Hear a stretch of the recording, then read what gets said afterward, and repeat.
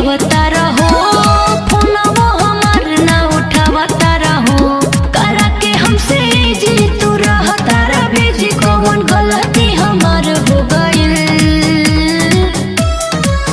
हम तो तोरा खातिर भइले बेकार, छूटल परिवार